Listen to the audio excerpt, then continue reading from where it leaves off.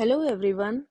आज हम areas related to circles के क्वेश्चंस करेंगे। ये क्वेश्चंस हमारे सीबीएसई के सैम्पल पेपर में 2024 में गिवन है। ठीक है, तो चलिए स्टार्ट करते हैं।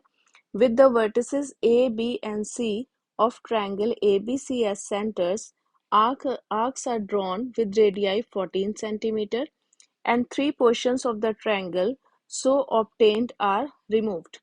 Find the total area removed from the triangle. So हमें क्या गिवन है? हमें एक ट्रायंगल गिवन है ए बी सी। ये हमारा एक ट्रायंगल है ए बी सी और क्वेश्चन कह रहा है कि ये जो हमारे थ्री वर्टिसेस हैं ए बी सी, इससे हमने आर्क्स ड्रॉ किए हैं और इनका जो रेडियस है वो भी गिवन है, दैट इज 14 सेंटीमीटर। ठीक है, तो ये सब हमारे जो रेडियस है दैट इज 14 सेंटीमीटर। और ये वाले आर्क्स क्या हो गए, ये जो सेक्टर बना रहे हैं ये हमने रिमूव कर दिए हैं। ठीक, ये जो तीनों सेक्टर्स हैं ये रिमूव कर दिए हैं। हमें एंगल ए बी सी नहीं पता है, हमें क्या करना है, total area remove from the triangle find out करना है। सो सबसे पहले क्या करेंगे, area removed from the triangle क्या आ जाएगा,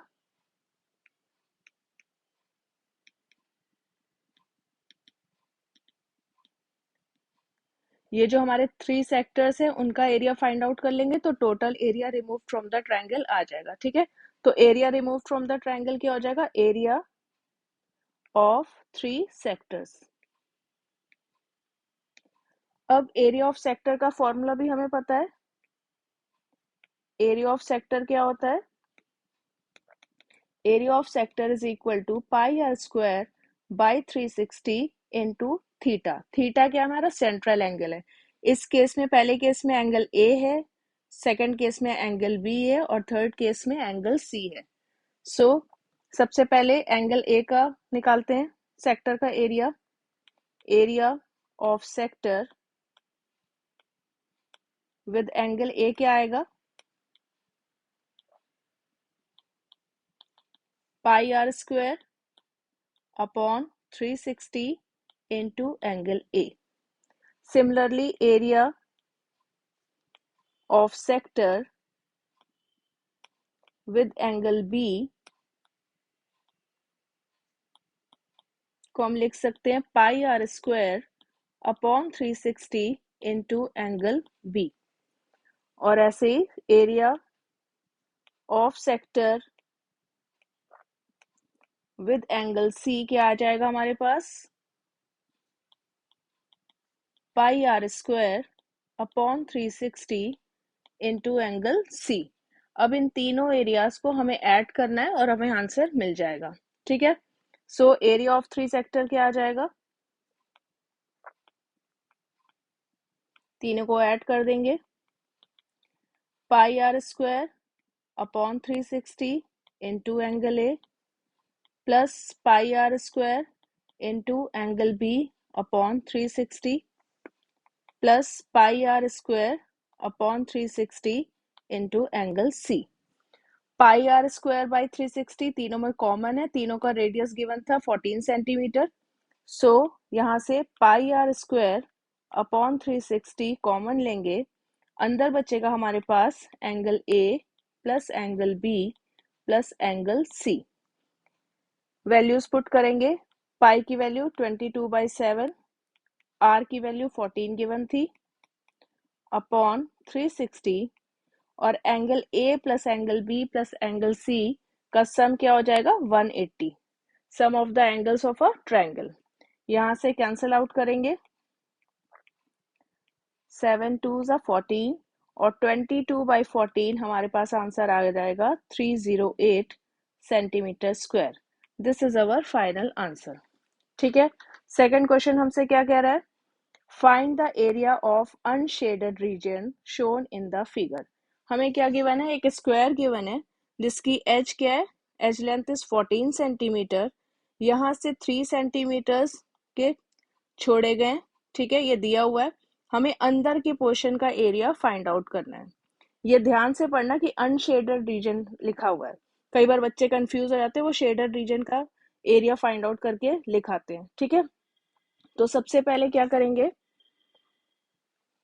इसको ज्वाइन कर लेते हैं हम,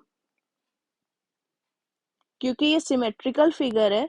सो ये जो अंदर का पर्पल लाइन जो मैंने बनाई है ये एक स्क्वायर फॉर्म हो रहा है, ठीक है। और जो बाहर के ये जो दिए हैं ये हमारे सेमी सर्कल्स आ रहे हैं, ये 4 सेमी सर्कल्स हैं। अंदर का स्क्वायर का एरिया और 4 सेमी सर्कल्स का एरिया ऐड करेंगे तो हमें एरिया ऑफ अनशेडेड रीजन पता चल जाएगा। अब हमें और कुछ तो दिया नहीं है, ये 3 सेंटीमीटर यहाँ से कट है, ये 3 सेंटीमीटर यहाँ से कट है, पूरी एज लेंथ 14 है, तो यहाँ से यहाँ तक की जो डिस्टेंस आएगी that will be 14 minus 6 is equal to 8 centimetre, ठीक है। आई होप ये समझ में आ गया होगा। सिमिलरली यहाँ से यहाँ तक की जो डिस्टेंस है ये भी हमारे पास क्या आ जाएगी, 8 सेंटीमीटर। अब हमें और कुछ नहीं पता है, हमें बस ये पता है कि ये 4 सेमी सर्कल्स हैं और इसका रेडियस भी नहीं पता हमें, ठीक है। तो जो ये रेडियस होगा ये हमारा रेडियस है, ये भी रेडियस है, ये रेडियस है, ये भी रेडियस है और ये भी रेडियस है, ठीक है। और ये जो हमारा रेडियस आ रहा है वो एज ऑफ द जो स्क्वायर है उसका डबल आ रहा है ना। तो अगर ये x मानते हैं तो ये वाली जो लेंथ आ जाएगी दैट विल बी 2x, और नीचे वाली भी जो लेंथ आएगी radius of the semi circle that will B x, क्योंकि ये सिमेट्रिकल फिगर है, ठीक है। तो यहां से हमारे पास क्या आ जाएगा, x plus 2x plus x is equal to 8। यहां से आ गया 4x इज इक्वल टू 8 और x की वैल्यू आ जाएगी 2। तो यहां से हमें क्या मिल गया, रेडियस ऑफ सेमी सर्कल क्या आ जाएगा 2 एंड h या साइड ऑफ स्क्वायर क्या आ जाएगी 2x दैट इज 4 सेंटीमीटर, ठीक है। ये हमारे पास जो साइड ऑफ द स्क्वायर आ गई 4 सेंटीमीटर और हमारे पास जो 4 सेमी सर्कल्स हैं उनका रेडियस आ गया 2 centimetre. So area of unshaded region क्या लिखेंगे, एरिया ऑफ अनशेडेड रीजन क्या आ जाएगा, area of square which edge length 2 centimetre, sorry 4 centimetre